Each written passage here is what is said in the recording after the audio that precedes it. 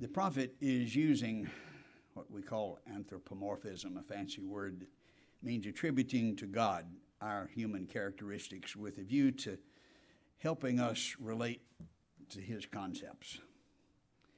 By that means, we stumble in the direction of trying to comprehend. But in order to understand the chapter and to appreciate it, we have to back up to the previous chapter to get the context and understand what's happening.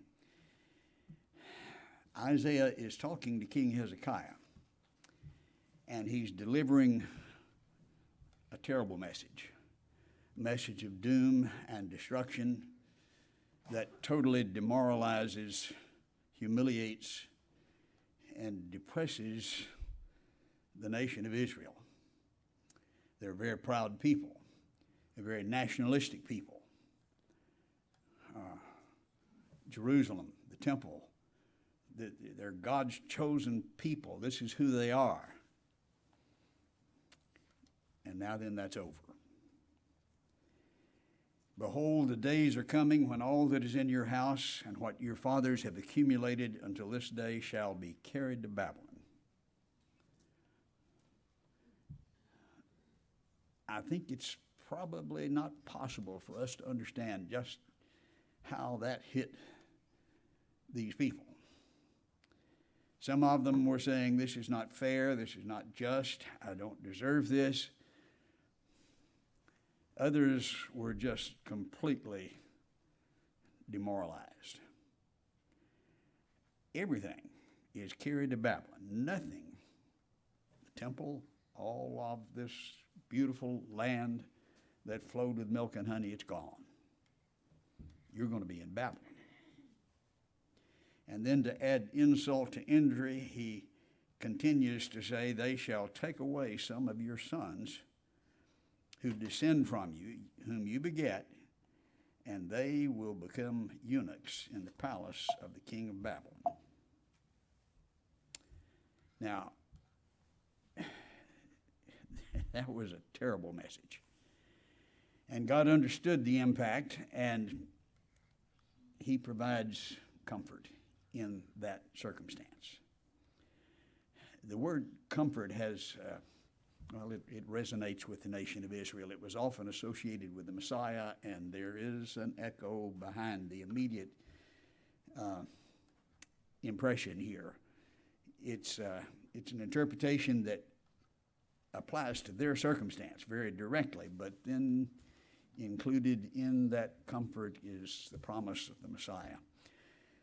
The original term, Menachem, you remember Menachem Begin, the word comfort is a part of many of the messianic prophecies. They needed help, and so God provided exactly what they needed. That's Isaiah chapter 40. And it wasn't saying, Israel, you have been terrible. The prophets told you everything you needed to know and begged and pleaded, and you mistreated them and killed them. And you didn't listen, and I tried and tried. He didn't go that route. He had been that route. They didn't accept it. And so he backs up and says, if you see who you're dealing with, if you behold God, then it will provide comfort and assurance and answer objections and solve the problems. Not that they won't have problems, but they will have comfort. And so he pictures God for them. That kind of comfort, that kind of lesson applies to us just as much as it did to them. An immediate explanation of their problem would not have. This does. Of course, you can't behold God, but let's try, is basically the approach he's taking. First, you need to look at his authority. We have trouble with that. Americans particularly respond, you can't tell me what to do. I have as much right as you do. And if we're talking about each other and human beings, that's so. But that's not so with God. And if you're seeing God for who he is, that's a foolish approach. God is the creator. He has every right to rule. And if we understand and appreciate his wisdom and his love and his might, we should be thankful that we have someone like that to rule over us and to tell us what we ought to do, rather than being chafed at the idea. Isaiah says, "Behold, the Lord God shall come with a strong hand, his arm will rule for him." Thankful is the appropriate attitude. Chafing, no, I don't like that, is the wrong attitude.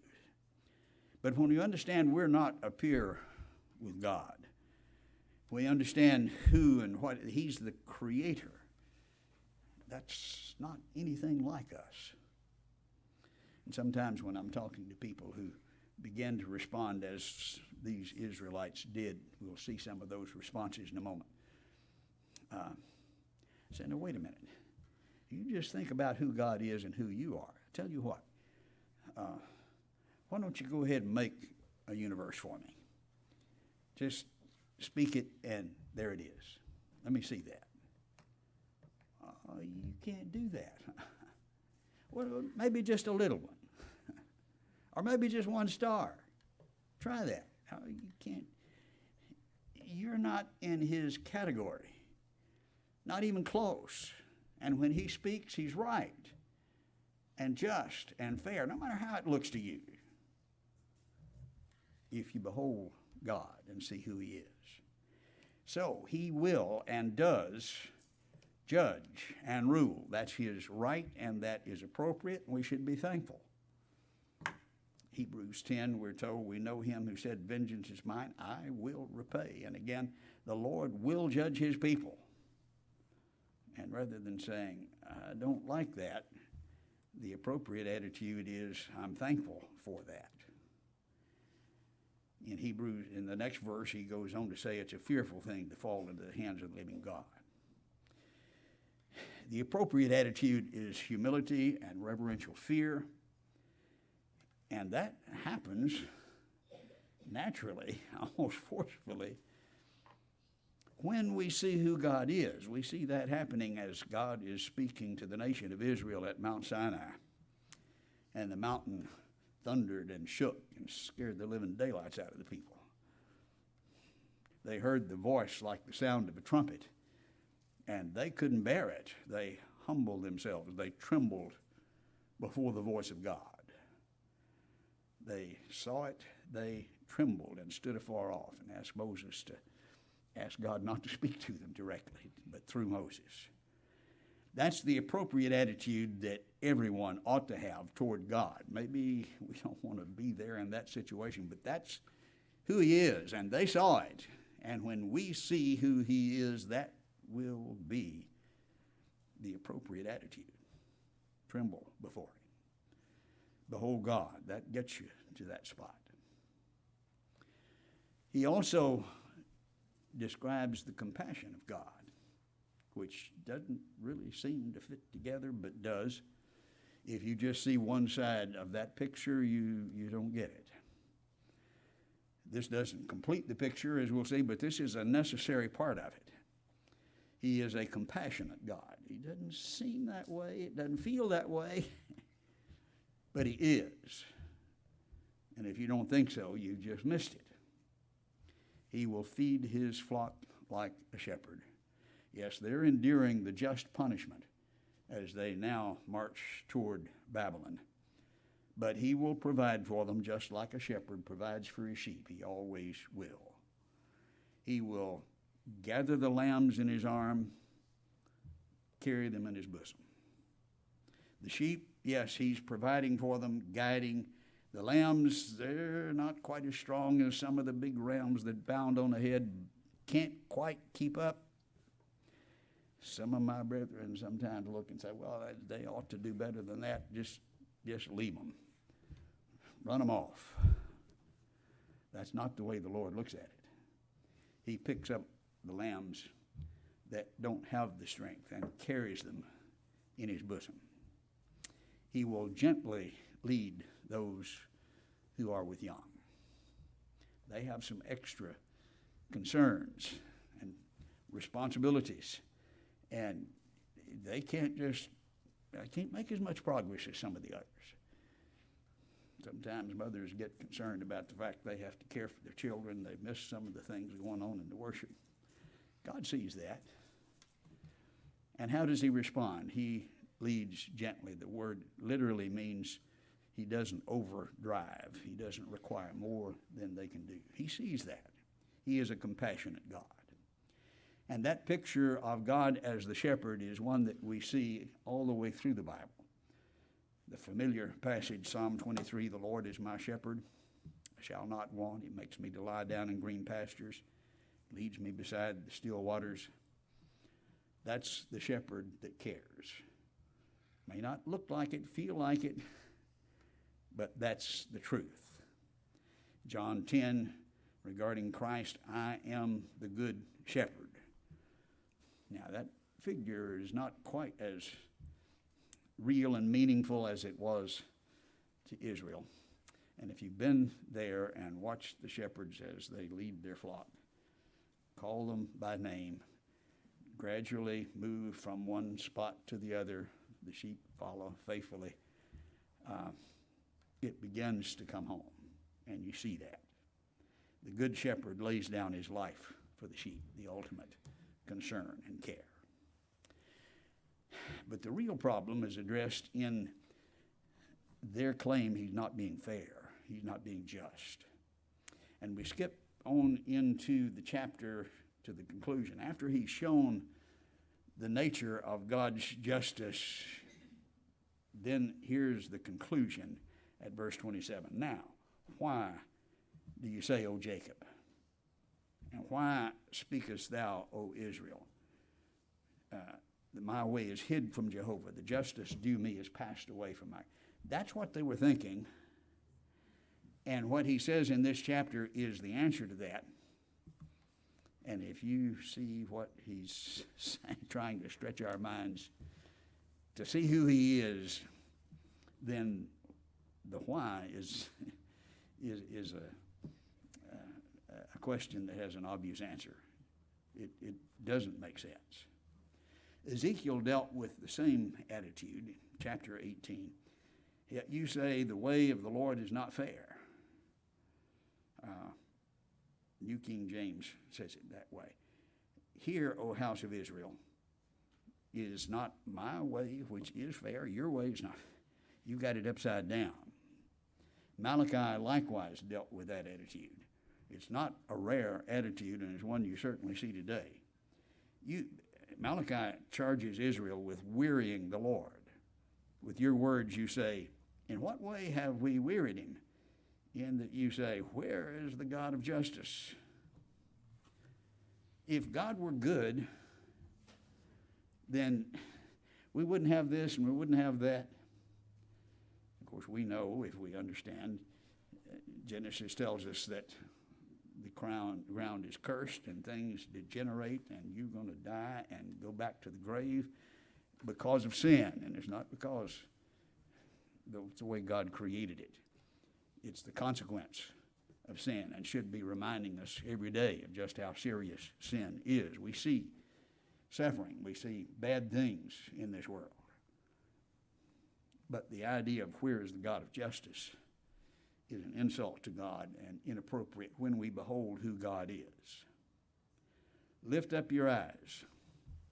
Lift up, be not afraid. Say to the cities of Judah, behold your God. If they can see God's nature, all of these objections begin to disappear. And he starts with what might be called the scientific approach. Let's do some calculations looking at the world around us. Here is the being that measures the waters in the hollow of his hand. Now, the term translated waters refers to the oceans, the seas. It's the same word in Psalm 18, verse 5, the depths of the sea were exposed. All of the waters of the earth he holds in the hollow of his hand. Now, that's not like us. If I were to reach back into the baptistry and grab a handful and throw it out there at you, how many of you would get wet? Not very many. Not God. The waters of the earth, the depths of the sea, in the hollow of his hand. He measures the heavens with a span. That's the width of the hand, about 4 inches maybe. How do we measure the heavens? We talk about light years, 5.88 trillion miles, 1 light year. And then we see millions, billions. I think those numbers are reasonable. And I think we have a response for how we see light from it, but that's another subject. I think we have a good answer. He measures all of that, unimaginable distances, with the span of his hand. He calculates the dust of the earth in a measure, literally a scoop, like you'd scoop up a scoop of grain to measure. That's what we measure in our scoops. What does he measure in his? The dust, the mass, the stuff of the earth, the whole world. That's a little different, isn't it? He weighs the mountains in scales, the hills in a balance. Maybe you've stood at the foot of the Rocky Mountains, or maybe the Himalayas, the Alps, that you can't help but feel like a little ant, just so insignificant with the majestic, towering peaks. Now, we may weigh potatoes and onions in our scales, but this is what he weighs in his. Can you see a difference? You're not like him. And that's the point Isaiah is making. Let's just compare what God is with what you are, using these figures. And then he says, who has directed the Spirit of the Lord as his counsel taught him? I think about that. Who taught God? I know who taught me. I was fortunate enough to have a father who preached the gospel for 67 years, and an uncle, and he preached for 63 years, and got 2 sons that preach. I've got lots of counselors around. Who taught God?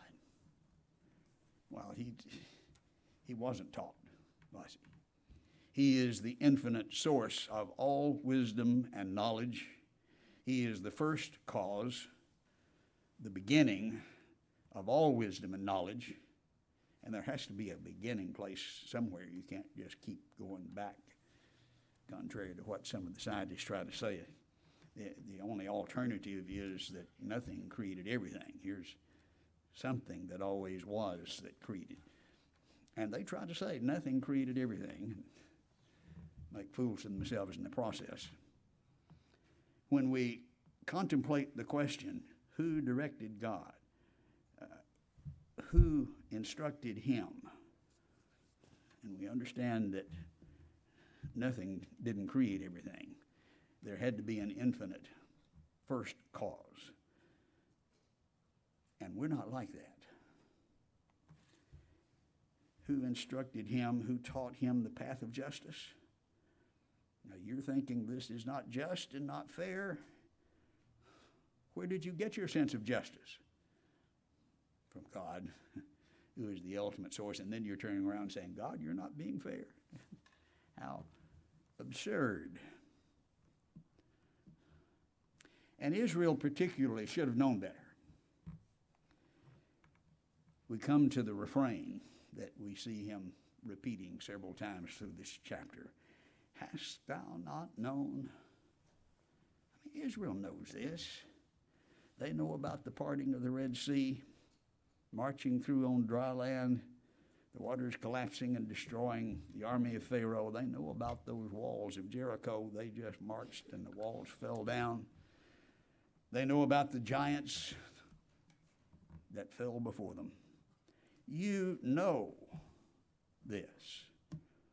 Have you not heard? The everlasting God, Jehovah, the creator of the ends of the earth, fainteth not, neither is weary. There's no searching in his understanding, and you're trying to tell him he's not doing it right. He's not fair. He's not just. If you just listen to me, I can tell you how absurd. You should know better. And so it begins to attack their pride. Behold, the nations. Now, we think Israel is pretty important, but then there's Babylon and there's Egypt and all of them. Let's just pile them all together. They're like a drop in the bucket. You've heard that expression. You got a bucket of water, put another drop in it. You can't tell the difference, can you? Comes from Isaiah, and this is the significance of who we are compared to God. The religious self-righteousness of Israel begins to dwindle as they think about these things. They're counted as a small dust on the balance. We weigh the potatoes, the onions, and bananas. He weighs the mountains. But we're weighing our onion here, and there's a little bit of dust there on the scales. Don't worry about it. Doesn't matter. All of the nations are like that relative to God. But we offer all these sacrifices, and that's worth something. And we sacrifice for God. He said, Lebanon is not sufficient to burn. Now, Lebanon was the source of the cedars of the temple, like the giant redwoods. You just pile all of that together, and there's not enough there, nor are all of its beasts, all of the cattle, sufficient for a burnt offering. All of Lebanon's forests do not contain a sufficient fuel here in the New Living Testament to sacrifice large enough to honor him. All of Lebanon's animals would not make an offering worthy of our God. Oh, but look what we're sacrificing. And what's that worth? God gives his mercy when we do what he says, but that's not because we've earned anything. All of the nations are as nothing, and they're counted by him as less than nothing. Oh, but the secular counselors today tell us you need to love yourself and exalt yourself. And God puts you in your place. Less than nothing. Or someone said a zero rubbed out. And yes, the Bible does talk about negative numbers, and the Bible's description of the origin of that doesn't fit what we see in Isaiah. All of them are less than nothing and worthless. We compare that with the statement of Abraham, understanding his position. He answered and said, indeed, who am I but dust and ashes? And have taken it upon myself to speak. It's just not even appropriate for me, considering who I am, to speak to God. That's a presumptuous act. I'm just dust and ashes. Now, that's the real picture. Remember, Jesus in Matthew 17 says, likewise, when you've done all, and we've all done everything we're supposed to do, always, right? When you've done all of that, those things which are commanded say, we are unprofitable servants. We've done what was our duty to do. Or as the New Revised Standard Version says, we are worthless slaves. Our secular counselors just scream, no, don't tell them that. Because they don't have an awesome God to lean on. They don't have to worry. They don't have the God image. They need to, like a balloon, blow themselves up, which is completely insufficient. To whom will you liken God? After showing who and what they are relative to God. Now, just who is like God? What likeness will you compare to him? He attacks now the competitors and puts them in their place. The workman molds a graven image. That like God? The goldsmith overspreads it with gold. The silversmith casts silver chains. Now, can you really think this is like God? And we look at that and it's ridiculous. And yet the New Testament tells us we see idolatry among Christians, putting other things ahead of God in our evaluation, our reverence. He, of course, attacks what they were seeing, and really the reason why they're going to Babylon. They couldn't get idolatry out of their heads. They did get it out, and that problem was finally cured by the captivity. God's wisdom saw that. They finally got it, but it took that. He said, whoever is too impoverished for such a contribution, that is the gold image, chooses a tree that'll not rot, maybe a cedar, and seeks for him a skillful workman to prepare a carved image that will not totter. There's the New English translation says, an idol that will not fall over. You got to work on the bottom of it so it'll stand up. And then you bow down and say, this is my God. Now that's just super dumb. We understand. But there are a lot of people even today who still don't get that. This is a picture I took recently in Cambodia where the fella in this factory is producing idols that people buy and then go worship. This is the Hindu deity, Ganeshi. This is the idol that he's worked on and now it won't fall over. How stupid. Workman prepares it so it'll stand up. But compare that to the attitude that Paul describes in Colossians chapter 3 when he says, put to death your members which are on the earth, fornication, uncleanness, passion, evil desire, covetousness, which is idolatry. I've told people from time to time over the years working with brethren all over the country, I've listened to confessions of just about every sin you can imagine and many you can't imagine, I hope. Sins of homosexuality and lesbianism, sins of murder, embezzlement, theft. But there's one sin I've never heard confessed. Maybe just one. I've never heard anybody confess the sin of covetousness. But I've sure seen it.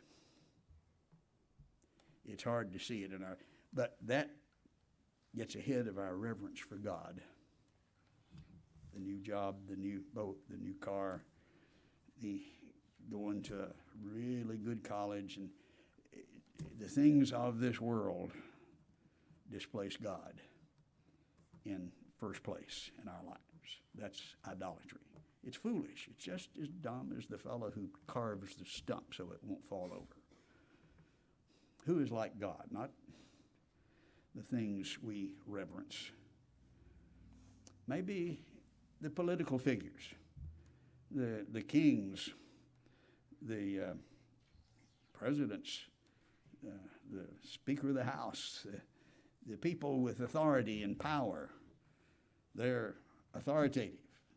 Prime ministers. They anything like God? Some people seem to think that. Surely, scarcely have they been planted, scarcely have they been sown, scarcely is their stock taken root. He will blow on them and they wither.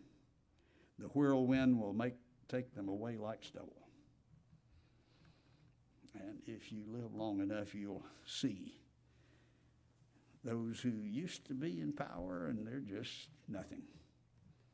That'll happen. That doesn't happen with God. Then back to the refrain. Who then will you liken to me, or who shall be equal? The college professor, the scientist, the movie star, who? Understand, there's not anybody, anywhere, that's beginning to start to be close. And again, the refrain, have you not known? Yes, you have, Israelites. Have you not heard? Has it not been told you from the beginning? Have you not understood from the foundation of the earth? They know. And they just look the other way and pretend it's not so and puff themselves up and say, God's not treating me fair. Nobody is like God or his equal. It is he who sits above the circle of the earth. Now, wait a minute, did Isaiah know about this? I thought Columbus discovered that. Not even close. Isaiah describes the circle of the earth, and its inhabitants are like grasshoppers. Now, wait a minute, you don't need this low self-image.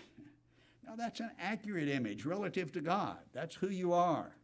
And when you get puffed up and think that's not the case, you missed it.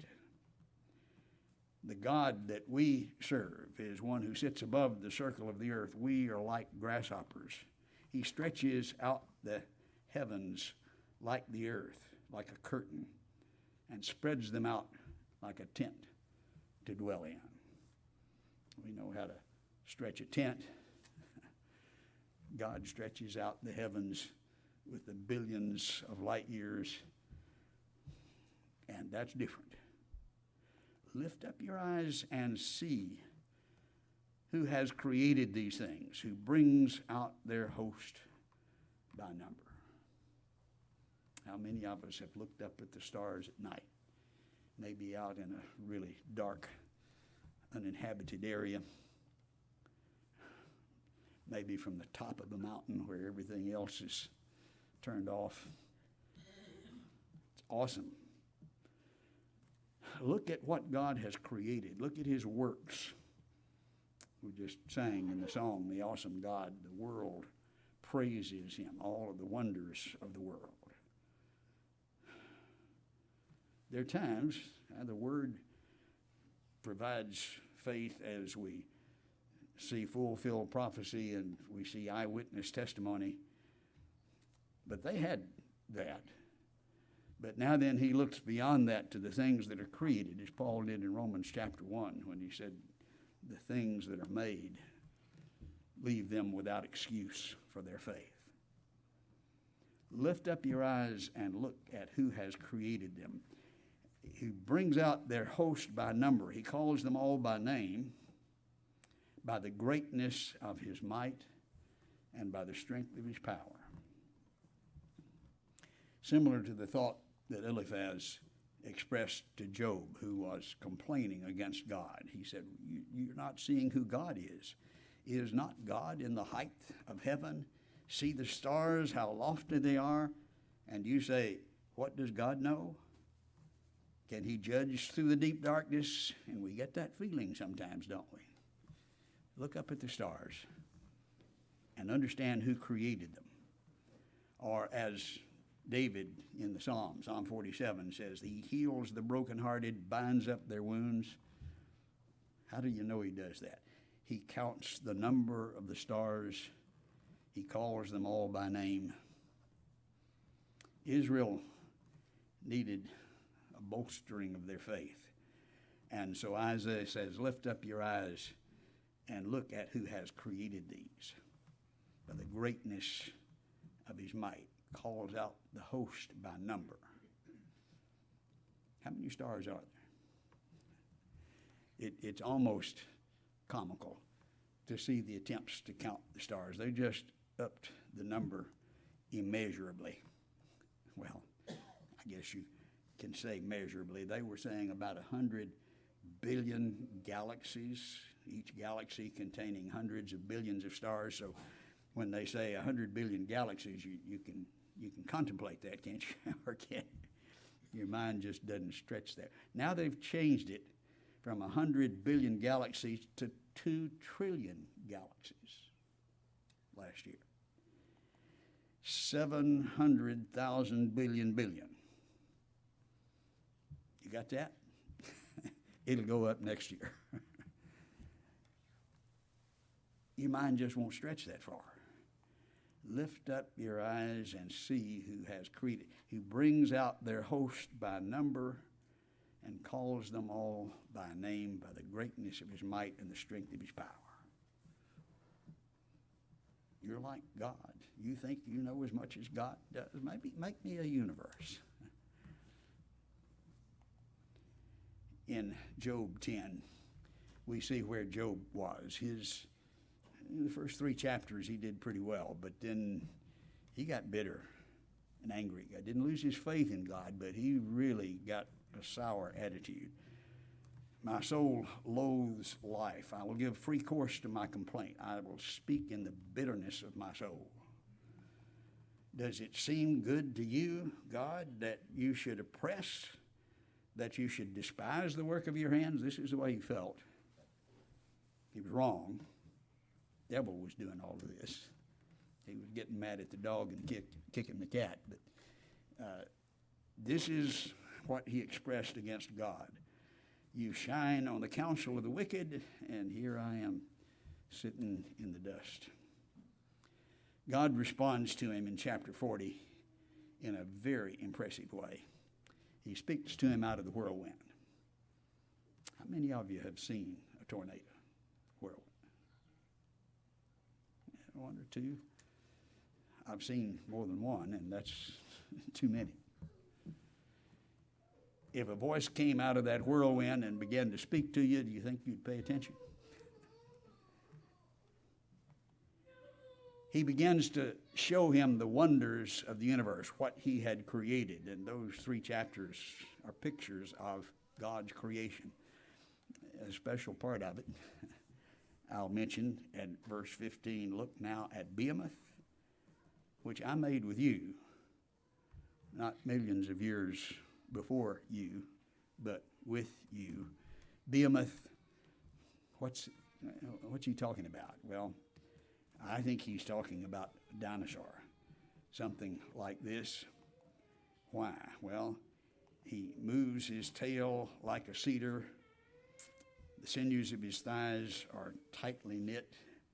And he goes on to describe people so fearful when they see him, threatening all of earth.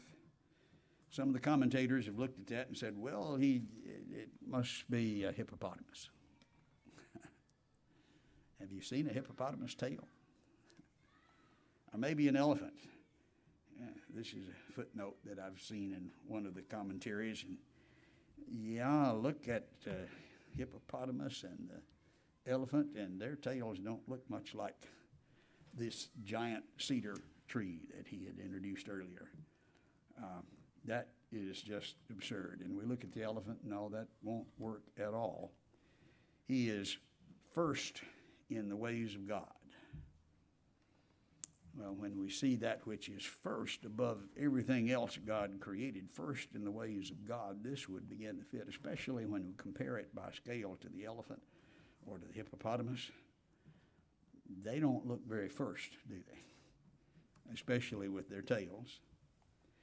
He moves his tail like a cedar, the sinews of his thighs tightly knit together.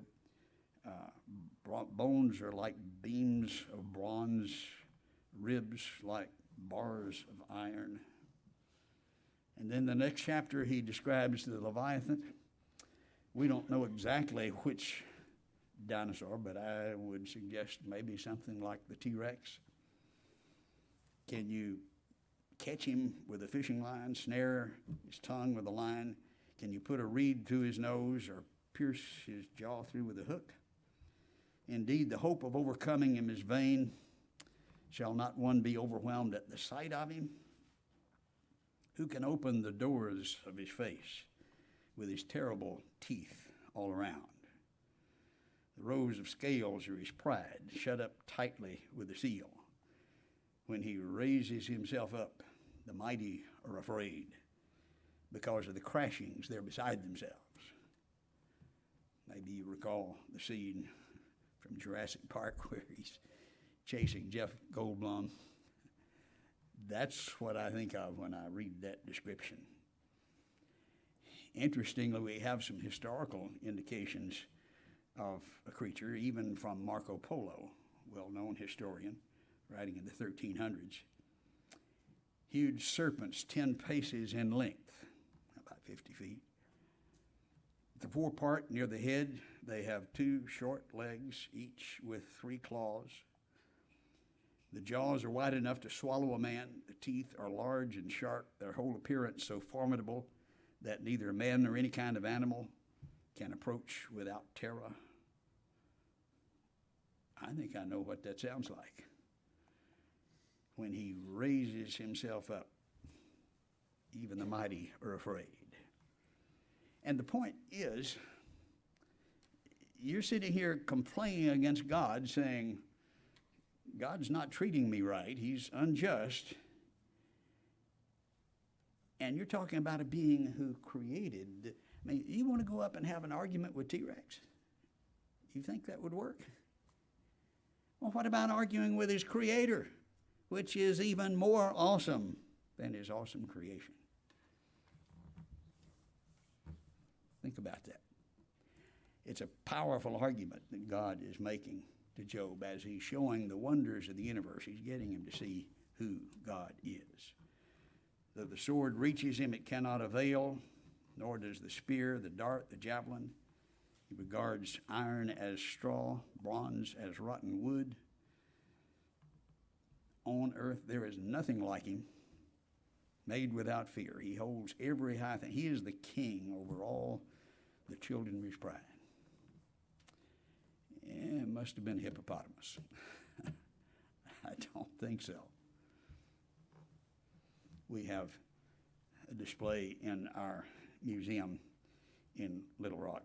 We have a skull about 6 foot from front to back, and then a large 10-foot leg of a Camarasaurus. And the kids come in and look at that, and you see the jaw drop, and wow. In fact, we had a contest at one time, see who had the most wows. We sit there and count them when they. But then I make the point, that is awesome. But you need to understand there's something that's more awesome, and that's the one that created him. And you don't want to argue with T-Rex, you don't want to argue with his creator. And Job got the point. He saw God created the greatest, most awesome things in the world, and then finally repented in Job 42. I've heard of you by the hearing of the ear, but now my eye sees you. That's what Isaiah was trying to accomplish with Israel. I finally get it. I see how foolish I have been. Therefore, I abhor myself. I repent in dust and ashes. Which is the conclusion now then that Isaiah reaches after he begins to stretch their mind with these figures that are incomprehensible in the description of God. Now, why, O Jacob? And assert, O Israel, my way is hidden from the Lord. The very idea. The justice that's due me escapes the notice of my God. It's like the little girl that gets her feelings hurt when daddy says no. She can't play with the matches or with the butcher knife. That's not fair. And that's a picture of us. When we speak to the one who spoke this universe into existence, it's foolishness. God knows. And again, the refrain, third time, have you not known? The everlasting God, the Lord, the creator of the ends of the earth, neither faints nor is weary. There's no searching in his understanding. Here's the conclusion.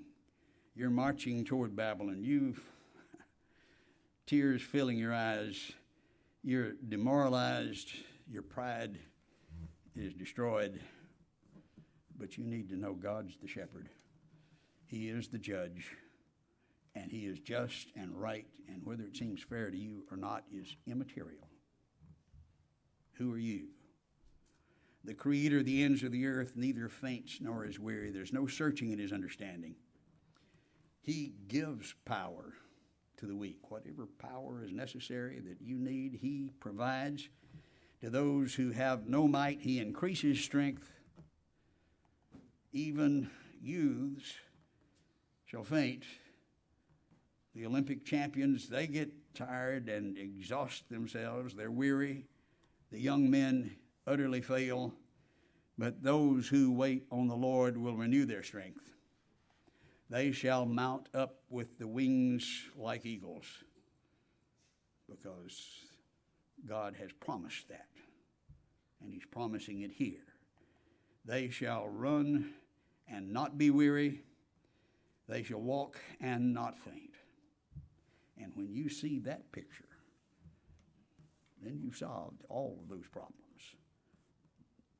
And so Isaiah is saying, lift up your eyes and see that awesome God. Behold your God. Behold his authority. He has every right to rule, and we ought to be thankful that he's provided a rule for us. He is compassionate, like that loving shepherd who would even give his life for the sheep.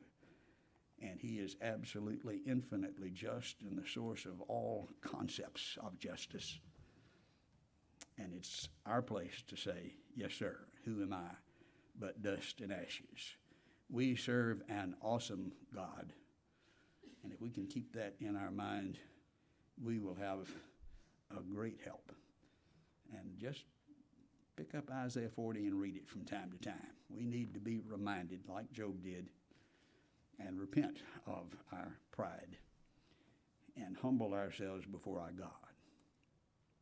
If you're here this evening and have not rendered obedience to God,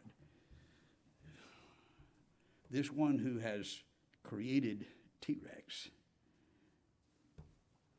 who you wouldn't dare to argue with, has said, you need to confess your faith in Christ and repent of your sins and be baptized into Christ. And you say, well, I'll think about it. How audacious, how foolish to speak to the creator of the ends of the earth, the billions and billions of stars, and say, I'll think about it. It's time to obey, to say, yes, sir, and humbly submit. If you're subject to the invitation anyway, we encourage you to come while we stand and sing.